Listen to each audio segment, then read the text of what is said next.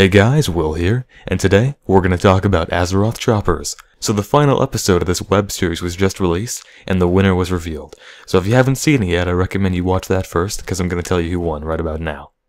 Okay, so the Horde won, which was pretty much expected. I mean, it was by a pretty big margin. I think it was like 65-35, something like that. You know, it's not very surprising overall. A lot of people did think the Horde was going to win. Since the very beginning. Like, when the competition was announced, people were like, okay, well, just give the Horde the bike now because they win. And as things progressed, you know, in the last couple episodes when we could really see the bikes taking shape, didn't really look any better for the Alliance. I mean, there were some people who were fans of the bike, and I actually love both bikes, but overall, the Horde one, I think it just resonates more. Like, if you look at the Horde bike, it looks more... It's definitely an orc bike. Like, there's people who say, well, you know, the Horde bike is orc, the human bike is, or the Alliance bike is human, and that's definitely true, but I feel like orc themes really resonate with other races too. Like, you could see a Tauren on that bike, you could see a Troll, or a Goblin as well, maybe a Blood Elf and a Forsaken would look a little bit out of place on it, but when you compare that to the Alliance bike, really the only race I can see on that is human. Now maybe you could argue a dwarf or a gnome because they have a similar vibe, and they did try to incorporate some other racial vibes there. Like, they have the gear which represents gnomes, and on that they also have like arrows that represent night elves, but you know, that feels like, okay, they tried a little bit, but they didn't really try hard enough. But overall, it's very human-centric. I mean, you have Varian swords as the handlebars, and then you have the big lion-faced crest on the front, and they do keep trying to use the lion as the Alliance symbol, but really, it's not. It's the symbol of Stormwind, not the symbol of the Alliance, and that actually bothers me a lot. I feel like that's one of the problems the Alliance has, is that they never come across as unified. I think that the reason that the Horde wins this competition, or, you know, how they win a lot of other competitions, is that the Horde just has more faction pride and faction-exclusive players. So, the guys who play Alliance, there's a lot of people who play Alliance that just play because their friends play it, or, you know, they feel more identified with a particular race, like humans, or Draenei, or dwarves, than they do with the Alliance as a whole. And I think that comes across in just the Alliance's lore as well, right? Even though it should be focused on unity, they end up being more divided than the Horde, which always seems to come together, right? The Horde as family is one of the big things they've been pushing in Pandaria, whereas the Alliance, it never feels really unified. And so the Horde just kind of resonates more. Like, I feel like they just feel more tight-knit. And that's one of the problems the Alliance has, is that they don't even have like a good symbol, they don't even have like a good rallying cry. For the Horde just sounds better than for the Alliance overall. You know, they keep using this lion symbol to symbol that it's the Alliance when it just feels like humans all the time. And it's always hard to incorporate the various races.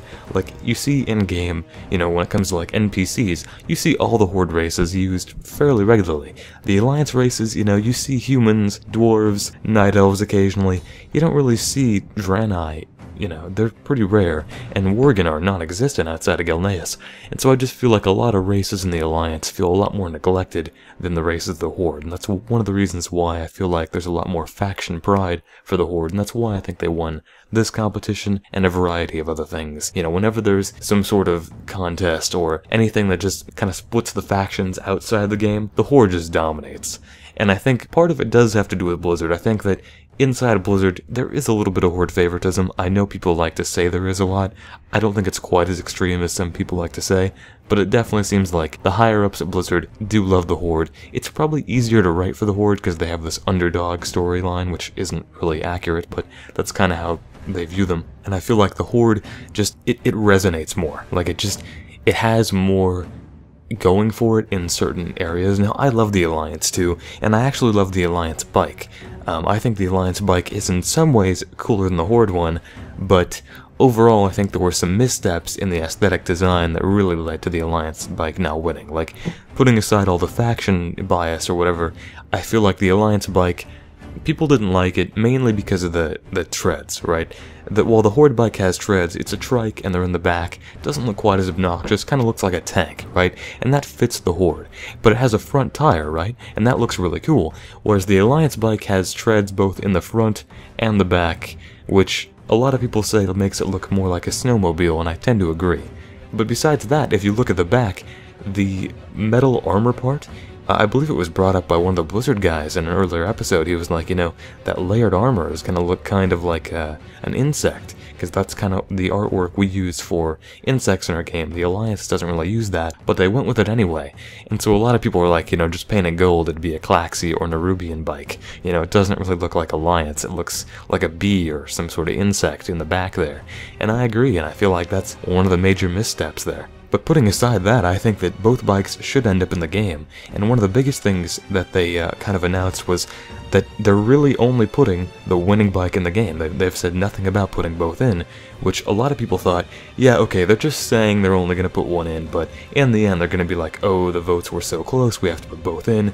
And really, yeah, it's doing a disservice to the Alliance player base and to the guys who made the bikes as a whole to really not put both in. I mean, they both look cool, I think they'd both be awesome in game, and really, they're only going to put one in. I really hope that they change that decision and put both in the game later on, especially considering we're not getting it for a while. I mean, they said we're not going to get the bikes, or the one winning bike, until Warlords. So, one, why did they do this web series so early?